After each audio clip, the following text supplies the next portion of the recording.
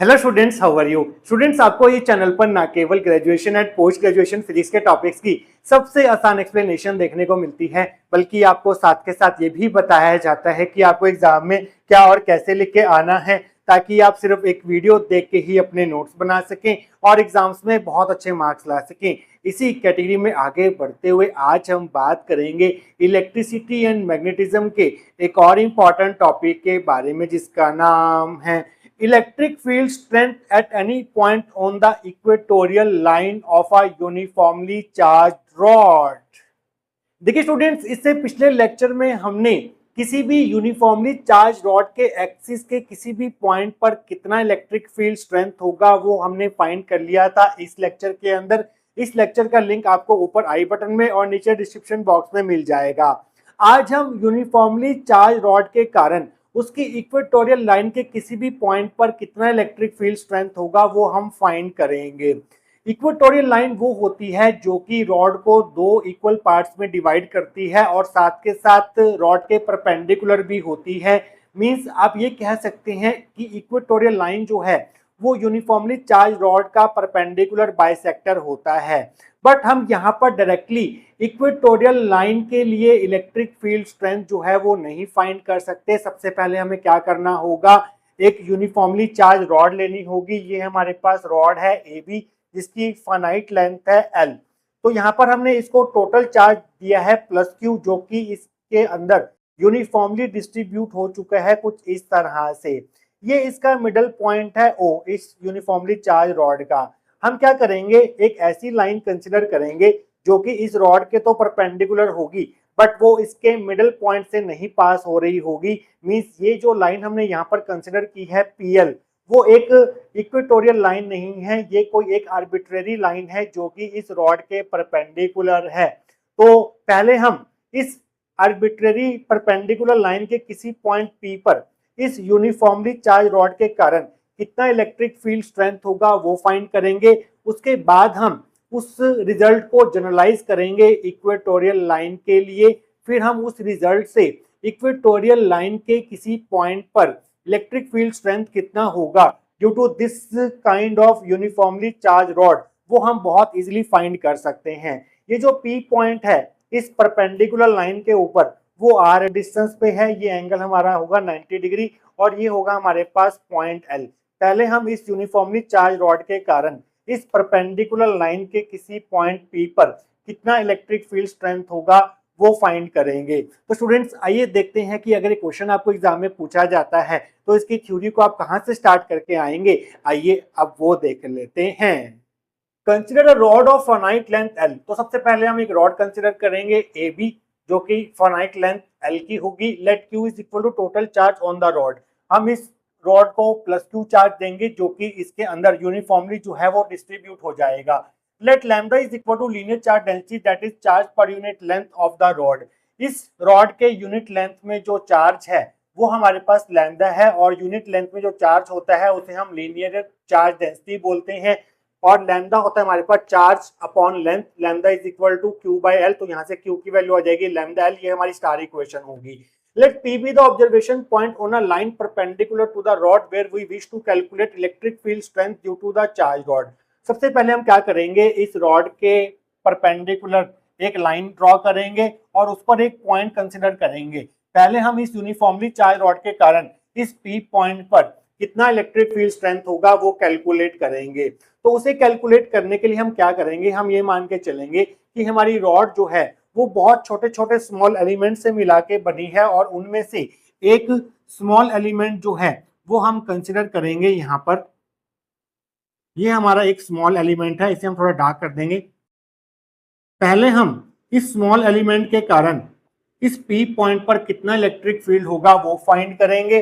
फिर हम उस रिजल्ट से इस पूरी रॉड के कारण पी पॉइंट पर कितना इलेक्ट्रिक फील्ड स्ट्रेंथ होगा वो कैलकुलेट कर सकते हैं। हम मान लेते हैं स्टूडेंट्स, ये पॉइंट जो है वो M है और L से लेके M तक का जो डिस्टेंस है वो यहाँ पर हमारे पास स्मॉल y है और इस रॉड की जो थिकनेस है वो हमारे पास है dy। तो स्टूडेंट्स, हम इस M पॉइंट को ज्वाइन कर देते हैं P पॉइंट से कुछ इस तरह से।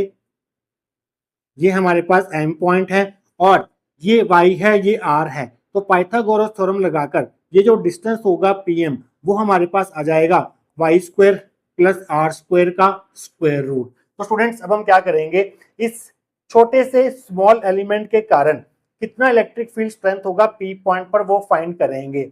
अब इस छोटे से एलिमेंट में हमारे पास चार्ज कितना होगा, वो चार्ज होगा dq, और वो किसके बराबर होगा, एक यूनिट लेंथ में जो चार्ज है वो हमारे पास लैम्डा है, तो dy लेंथ में कितना चार्ज हो जाएगा, लैम्डा dy चार्ज हो जाएगा।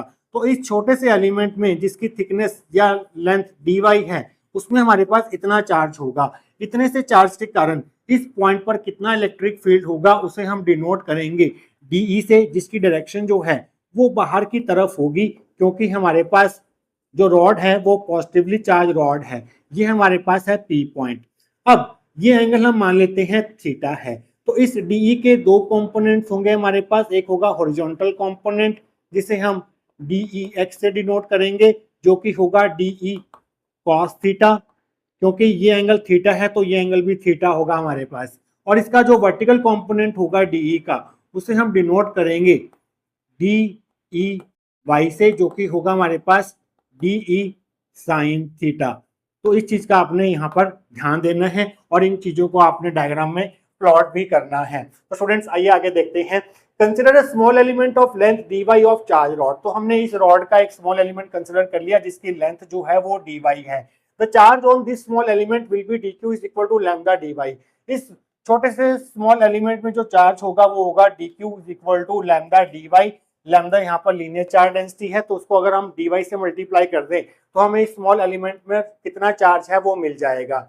Let pl equal to r, pl हमारे पास r है, lm हमारे पास y है, तो हमारे पास पाइथागोरस थ्योरम से pm जो है वो आ जाएगा square root of y square plus r square. ये हमारी सेकंड इक्वेशन होगी। The electric field at point p due to small element of charge dq is given by. ये एलिमेंट जो है वो बहुत छोटा एलिमेंट है, इतना छोटा एलिमेंट है ये, इसको हम एक पॉइंट चार्ज मान सकते हैं। तो आप जानते हैं किसी पॉइंट चार्ज के कारण, मान लीजिए हमारे पास कोई पॉइंट चार्ज है Q और इसके कारण हमने इस पॉइंट P पर जो कि r डिस्टेंस पर है यहाँ पर इलेक्ट्रिक फील्ड फाइंड करना है, तो वो इलेक्ट्रिक फील्ड होता है हमारे पास KQ बाय R स्क्वायर। ये हमारे पास फॉर्मूला होता है। तो इस छोटे से एलिमेंट के कारण P पॉइंट पर जो इलेक्ट्रिक फील्ड होगा उसे हम DE से डिनोट कर रहे हैं, तो वो DE कितना होगा, DE होगा हमारे पास K कांस्टेंट है। इस Q चार्ज की जगह पर इस स्मॉल एलिमेंट का चार्ज आ जाएगा जो कि है DQ, और यहाँ पर इस R की जगह पर P पॉइंट का डिस्टेंस आ जाएगा स्मॉल एलिमेंट से जो कि है हमारे पास PM, तो नीचे आ जाएगा हमारे पास PM स्क्वायर, जहां पर K जो है वो 1/4 पाई एप्सिलॉन नॉट होगा। ये हमारी थर्ड इक्वेशन होगी। अब हम क्या करेंगे स्टूडेंट्स, यहाँ पर DQ की वैल्यू पुट करेंगे जो कि हमने फर्स्ट इक्वेशन में लिखी हुई है, यहाँ पर PM की वैल्यू पुट करेंगे जो कि हमने सेकंड इक्वेशन में लिखी हुई है। Using 1 and 2 in 3 we get DE is equal to K, DQ की वैल्यू है लैम्डा dy, PM की वैल्यू है square root y square plus r square, ऊपर स्क्वायर है तो स्क्वायर आ जाएगा, इस स्क्वायर से स्क्वायर रूट कैंसिल हो जाएगा, so DE will be equal to K lambda dy y square plus r square. ये हमारी फोर्थ इक्वेशन होगी। Now DE can be resolve into two component DEX and DEY। तो DE को हम दो components में रिजॉल्व कर सकते हैं, हॉरिजॉन्टल कंपोनेंट DEX जो कि होगा DE cos theta and vertical component DEY जो कि होगा DE sin थीटा। अब हमें DEY एंड DEX दोनों की वैल्यू जो है वो फाइंड करनी है, तो कैसे करेंगे, DEX जो है वो DE cos थीटा के बराबर होगा। यहाँ पर DE की वैल्यू पुट कर देते हैं जो हमने अभी फाइंड की है, DEX is equal to K lambda dy by y square plus r square. ये DE की वैल्यू होगी, साथ में हमारे पास cos थीटा आ जाएगा। ये हमारी फिफ्थ इक्वेशन होगी। अगर हम फिगर से tan थीटा निकालें, tan होता है हमारे पास परपेंडिकुलर अपॉन बेस।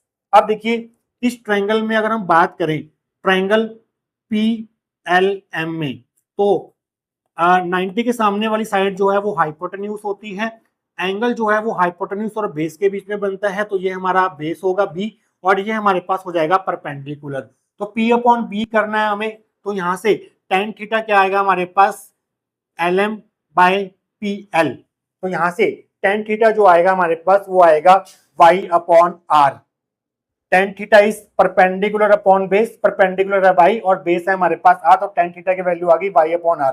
तो क्रॉस मल्टीप्लाई कर देते हैं, यहाँ से y की वैल्यू आ जाएगी r tan थीटा, ये सिक्स्थ इक्वेशन होगी। दोनों तरफ डिफरेंशिएशन करेंगे तो आपको मिलेगा dy is equal to r tan theta का जो डिफरेंशिएशन होगा वो सीकेंड स्क्वायर थीटा होगा, आर कांस्टेंट है यहाँ पर, और थीटा का डिफरेंशिएशन हो जाएगा डी थीटा, ये हमारी 7th इक्वेशन होगी। तो इस y और इस dy की वैल्यू को हम यहाँ पर पुट करेंगे, इस dy की जगह पर और इस y की जगह पर। तो आप लिखेंगे using 6 and 7 in 5 we get dEx is equal to k, ऐसे ही रहेगा, लैम्डा ऐसे ही आएगा, dy की वैल्यू है हमारे पास r secant square theta d theta, साथ में हमारे पास cos थीटा, नीचे y की वैल्यू पुट करेंगे r tan थीटा, ऊपर स्क्वायर है तो ये बन जाएगा r square tan square theta, साथ में है प्लस का r स्क्वायर, तो यहाँ से r स्क्वायर कॉमन ले लेते हैं। तो dEx is equal to k lambda r secant square theta d theta cos theta, ऊपर तो सेम रहेगा, नीचे से r स्क्वायर कॉमन ले लेंगे तो ये बन जाएगा tan square theta plus 1, tan square theta plus 1 हो जाएगा हमारे पास secant square theta, so dEx will be equal to k lambda r secant square theta d theta cos theta by r square secant square theta। तो यहाँ से हमारे पास secant square theta से secant square theta cancel हो जाएगा, एक r से एक r कैंसिल हो जाएगा, तो dEx जो हमारे पास आएगा वो क्या आएगा हमारे पास k लैम्डा cos थीटा, और नीचे हमारे पास क्या क्या है, एक है हमारे पास r, सिर्फ r ही बचा है नीचे। तो स्टूडेंट्स ये हमारे पास dEx की वैल्यू आ चुकी है, इसके आगे की डेरिवेशन हम करेंगे आने वाले सेक्शंस के अंदर। तो स्टूडेंट्स लास्ट सेक्शन में हमने इस छोटे से एलिमेंट के कारण इस P पॉइंट पर जो इलेक्ट्रिक फील्ड होगा DE, उसका हॉरिजॉन्टल कंपोनेंट dx इतना निकाल लिया था, साथ में हमने यहाँ पर डी थीटा भी था, तो यहाँ पर आपको डी थीटा भी लिखना था जो हम नहीं लिख पाए थे पिछले सेक्शन में, तो आप यहाँ पर डी थीटा भी लिखेंगे। अब देखिए स्टूडेंट्स, इस छोटे से एलिमेंट के इलेक्ट्रिक फील्ड का हॉरिजॉन्टल कंपोनेंट इस डायरेक्शन में है। अगर हम इस यूनिफॉर्मली चार्ज रॉड का कोई और छोटा सा एलिमेंट लें और उसके कारण पी पॉइंट पर इलेक्ट्रिक फील्ड फाइंड करें और उस इलेक्ट्रिक फील्ड का हॉरिजॉन्टल कंपोनेंट देखें तो वो भी इसी डायरेक्शन में होगा। मींस इस यूनिफॉर्मली चार्ज रॉड में जितने भी छोटे छोटे स्मॉल एलिमेंट्स होंगे उन सबके इलेक्ट्रिक फील्ड का हॉरिजॉन्टल कंपोनेंट जो है वो इस डायरेक्शन में रहने वाला है। तो इस पूरी रॉड के कारण P पॉइंट पर जो इलेक्ट्रिक फील्ड का हॉरिजॉन्टल कंपोनेंट होगा उसके लिए हमें क्या करना होगा, इसे इंटीग्रेट करना होगा। तो हमें इस यूनिफॉर्मली चार्ज रॉड के कारण P पॉइंट पर जो इलेक्ट्रिक फील्ड होगा उसका हॉरिजॉन्टल कंपोनेंट जो है वो मिल जाएगा। तो स्टूडेंट्स नेक्स्ट लाइन में आप ये लाइन लिखेंगे, net electric field along the horizontal direction due to uniformly charge rod is given as. इस पूरी यूनिफॉर्मली चार्ज रॉड के कारण P पॉइंट पर जो इलेक्ट्रिक फील्ड होगा उसका जो हॉरिजॉन्टल कंपोनेंट होगा, मींस इस यूनिफॉर्मली चार्ज रॉड के कारण P पॉइंट पर इलेक्ट्रिक फील्ड का हॉरिजॉन्टल डायरेक्शन में जो सम होगा वो किसके बराबर होगा, वो होगा Ex, that will be equal to integration of dEx और that is integration of k lambda cos theta d theta by r। अब हमने इस यूनिफॉर्मली चार्ज रॉड के सभी स्मॉल एलिमेंट्स को काउंट करना है, तो वो कैसे काउंट होंगे उसके लिए हम क्या करेंगे, इस एंड को P पॉइंट से ज्वाइन कर देंगे, इस एंड को P पॉइंट से ज्वाइन कर देंगे इस तरह से, ये बिल्कुल स्ट्रेट लाइन होगी इस तरह से, और हम मान लेंगे कि ये जो एंगल है ये क्लॉकवाइज एंगल है दैट इज थीटा 1, और इस एंड को भी हम P पॉइंट से ज्वाइन कर देंगे कुछ इस तरह से, और हम ये मान लेंगे कि ये जो एंगल है हमारे पास ये बिल्कुल स्ट्रेट लाइन आपको बनानी है इस तरह से। हम मान लेंगे कि ये जो हमारा एंगल है यहाँ से लेके यहाँ तक, ये हमारा जो एंगल है वो एंटी क्लॉकवाइज एंगल है दैट इज थीटा 2। तो अगर आपको इस यूनिफॉर्मली चार्ज रॉड के सभी एलिमेंट्स को इंक्लूड करना है तो आपको जो इंटीग्रेशन करना होगा वो माइनस थीटा 2 से प्लस थीटा 1 तक करना होगा। माइनस थीटा 2 क्यों ले रहे हैं, क्योंकि ये एंगल नीचे है, क्योंकि ये एंगल एंटी क्लॉकवाइज है, एंटी क्लॉकवाइज एंगल को हम नेगेटिव लेके चलेंगे और क्लॉकवाइज एंगल को हम पॉजिटिव लेके चलेंगे। आप ऐसे भी याद रख सकते हैं कि ऊपर वाले एंगल को पॉजिटिव लेना है और नीचे वाले एंगल को हमने नेगेटिव लेना है। तो यहाँ पर जो लिमिट्स रहेंगी इंटीग्रेशन की वो होंगी माइनस थीटा 2 से प्लस थीटा 1, तब आपके सभी स्मॉल एलिमेंट जो है वो काउंट हो जाएंगे। तो स्टूडेंट्स यहाँ से k lambda by r common constant ऐसे आप बाहर ले लीजिए, integration minus theta 2 to plus theta 1 cos theta d theta, cos theta का इंटीग्रेशन होगा sin थीटा, लिमिट्स यहाँ पर आ जाएंगी minus theta 2 to plus theta 1, यहाँ पर हम upper limit minus lower limit put करेंगे तो ये बनेगा sine theta 1 minus sine minus theta 2। Sine minus theta जो है वो माइनस साइन थीटा होता है तो ये माइनस साइन बाहर आ जाएगा, so E x is equal to k lambda by r sine theta 1 plus sine theta 2, ये हमारी 8th इक्वेशन होगी। तो इस पूरी रॉड के कारण पी पॉइंट पर जो इलेक्ट्रिक फील्ड होगा उसका जो हॉरिजॉन्टल कंपोनेंट होगा टोटल इलेक्ट्रिक फील्ड का, वो हमारे पास इतना होगा। इसी तरह से इस पी पॉइंट पर इस यूनिफॉर्मली चार्ज रॉड के कारण जो वर्टिकल कंपोनेंट होगा इलेक्ट्रिक फील्ड का, टोटल इलेक्ट्रिक फील्ड का वर्टिकल कंपोनेंट, वो हमारे पास निकल के आएगा। सिमिलरली करके आप लिखेंगे E y is equal to k lambda by r, same रहेगा। साइन की जगह हमारे पास आ जाएगा कॉस, कॉस थीटा 1 माइनस आएगा यहाँ पर कॉस थीटा 2, यहाँ पर प्लस था यहाँ पर माइनस आएगा, इस चीज का आप ध्यान रखेंगे। ये हमारी 9th इक्वेशन होगी। तो स्टूडेंट्स ये हमने टोटल इलेक्ट्रिक फील्ड के हॉरिजॉन्टल एंड वर्टिकल कंपोनेंट जो है वो फाइंड कर लिए हैं एक ऐसे पॉइंट पर जो कि उस लाइन पर है जो कि यूनिफॉर्मली चार्ज रॉड के परपेंडिकुलर है। अगर ये लाइन इस रॉड के बिल्कुल बीच में से पास हो रही होती और इसके परपेंडिकुलर भी होती तो उस केस में वो लाइन कहलाई जाती इक्वेटोरियल लाइन या फिर perpendicular bisector of the rod. तो उस केस में पी पॉइंट पर कितना इलेक्ट्रिक फील्ड होगा वो हम कैलकुलेट करते हैं। अब हम लिखेंगे special case if point P lies on the equatorial line that is perpendicular bisector of the charge rod. तो इसका डायग्राम आप अलग से ड्रॉ कर देंगे। ये हमारी रॉड है ए बी, ये इसका मिडिल पॉइंट है ओ, जो कि पूरी लेंथ को 2 इक्वल पार्ट्स में डिवाइड कर रहा है। टोटल लेंथ एल थी तो ये बन जाएगा l/2 और ये हाफ बन जाएगा l/2। अब की बार पी पॉइंट जो है वो इस लाइन के ऊपर है जो कि परपेंडिकुलर बाइसेक्टर है, जो कि इक्वेटोरियल लाइन को रिप्रेजेंट कर रहा है चार्ज रॉड के। ये डिस्टेंस पीएल जो है वो आ रही है। अब की बार ये P से लेके A तक का डिस्टेंस और P से लेके B तक का जो डिस्टेंस है वो बराबर होगा, तो ये एंगल जो है वो बराबर होंगे। जो हमारा थीटा 1 था वो भी थीटा के बराबर हो जाएगा और जो हमारा थीटा 2 था वो भी हमारे पास थीटा के बराबर हो जाएगा। मींस इस केस में ये दोनों एंगल जो हैं वो बराबर हो जाएंगे। तो यहाँ पर आप लिखेंगे in this case theta 1 equal to theta 2 equal to theta, से हम क्या करते हैं इन 8th और 9th इक्वेशन में थीटा 1 एंड थीटा 2 की जगह पर थीटा पुट करते हैं। तो हमें देखते हैं EX और EY क्या मिलता है। Using 10 in 8 and 9 we get EX is equal to k lambda by r, sine theta 1 की जगह थीटा पुट कर दिया प्लस साइन थीटा 2 की जगह थीटा पुट कर दिया, तो ये बन जाएगा EX is equal to k lambda by r 2 sine theta. इसी तरह से अगर हम यहाँ पर इस EY में थीटा 1 थीटा 2 की जगह थीटा पुट करें तो आपको मिलेगा EY is equal to k lambda by r cos theta minus cos theta हो जाएगा।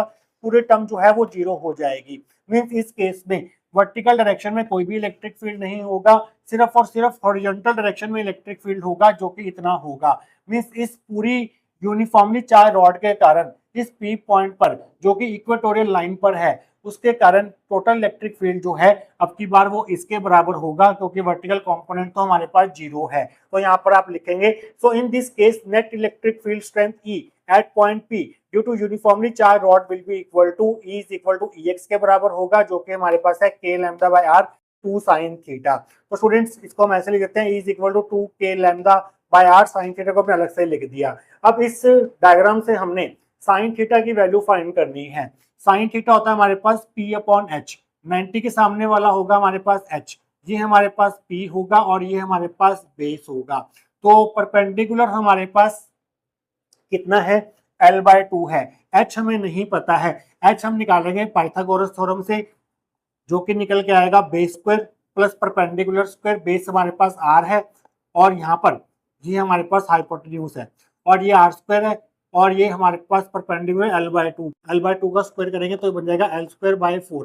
तो हमारे पास जो साइन थीटा होगा वो होगा P upon H means l/2 divided by this term. तो आप यहाँ पर लिखेंगे E is equal to 2 k lambda by r sine theta हो जाएगा P अपॉन H, परपेंडिकुलर यहाँ पर है l/2 और H हमारे पास है square root of r² plus l²/4। तो यहाँ पर ये डायग्राम आप एग्जाम में बनाएंगे इस केस के लिए, इक्वेटोरियल लाइन के केस के लिए। तो यहाँ पर हम एलसीएम ले लेते हैं, यहाँ पर इस 2 को यहाँ पर भेज देते हैं तो ये बन जाएगा 2 के लैम्डा l, नीचे r और ये वाला 2 यहाँ पर आ गया, ये वाला 2 और नीचे हमने 4 एलसीएम ले लिया तो अंदर आ जाएगा 4r² प्लस l², ऊपर स्क्वायर रूट है। इस 4 को हम स्क्वायर रूट में से बाहर निकालेंगे तो ये 2 बन के बाहर आएगा। सो E is equal to 2 k lambda l, नीचे r2 square root 4r² l²/2। तो स्टूडेंट्स इस 2 से ये 2 कैंसिल कर दीजिए और लैम्डा l जो है वो किसके बराबर था, total charge on the rod के बराबर था, जो कि Q के बराबर था। तो यहाँ पर हम इस लैम्डा l की जगह Q पुट कर देंगे। So E is equal to 2kq/r square root l² plus 4r²। तो कोई अगर आपको पूछ ले कि यूनिफॉर्मली चार्ज रॉड के कारण इक्वेटोरियल लाइन के किसी भी पॉइंट पर मींस परपेंडिकुलर बाइसेक्टर के किसी भी पॉइंट पर नेट इलेक्ट्रिक फील्ड कितना होगा, तो वो हमारे पास इतना होगा। तो स्टूडेंट्स इसके आगे भी हमारे पास दो केसेस बनेंगे कि अगर हमारे पास ये रॉड इनफाइनाइट लेंथ की हुई तो कितना इलेक्ट्रिक फील्ड होगा, और अगर ये पी पॉइंट इस रॉड से बहुत दूर हुआ तो उस केस में कितना इलेक्ट्रिक फील्ड होगा, वो हम कैलकुलेट करेंगे नेक्स्ट सेक्शन में। तो स्टूडेंट्स लास्ट सेक्शन में हमने यूनिफॉर्मली चार्ज रॉड के कारण उसकी इक्वेटोरियल लाइन पर सिचुएटेड एट एनी पॉइंट पर इलेक्ट्रिक फील्ड कितना होगा वो हमने फाइंड कर लिया था, वो हमारे पास इतना होगा। ये हमारी 11th इक्वेशन होगी। इस इक्वेटोरियल लाइन से रिलेटेड हमारे पास दो स्पेशल केसेस बनेंगे। अगर हमारा पी पॉइंट जो कि इक्वेटोरियल लाइन के ऊपर है, जो कि परपेंडिकुलर बाइसेक्टर के ऊपर है इस यूनिफॉर्मली चार्ज रॉड के की, तो उस केस में अगर पी पॉइंट इस बहुत बहुत दूर हुआ इस रॉड से, मींस पी पॉइंट अगर रॉड से फार अवे सिचुएटेड हुआ, तो उस केस में हमारे पास पी पॉइंट पर कितना इलेक्ट्रिक फील्ड स्ट्रेंथ होगा वो हमें फाइंड करना है। इस केस में हमारा आर जो है इस पॉइंट का जो डिस्टेंस है रॉड से, वो रॉड की लेंथ से कंपैरिजन में बहुत बहुत ज्यादा होगा।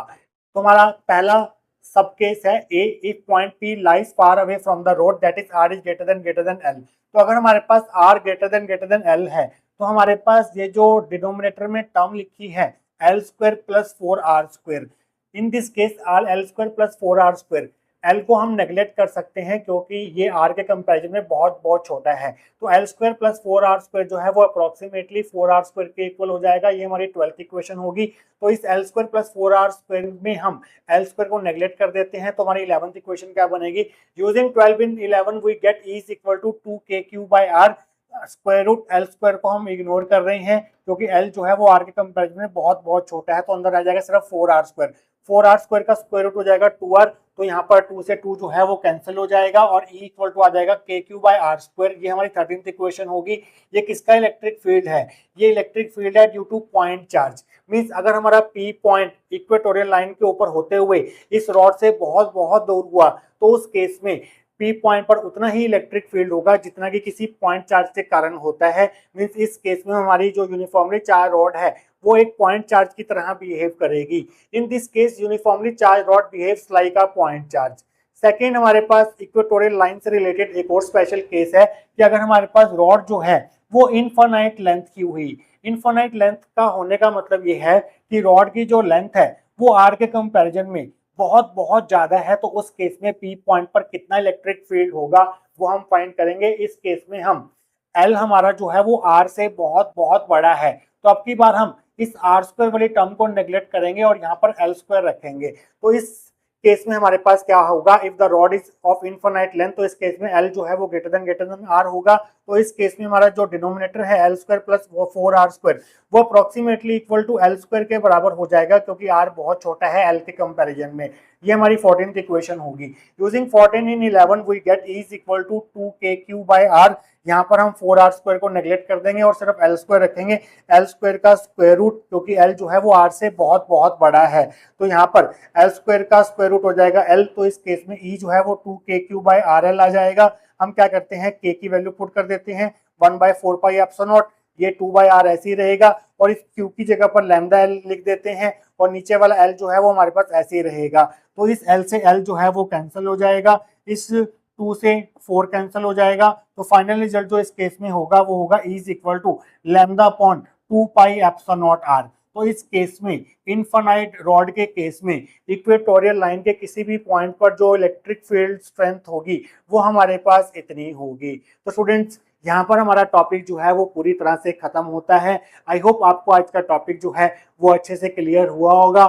मिलेंगे किसी और important topic related to electricity and magnetism के साथ। Till then take care.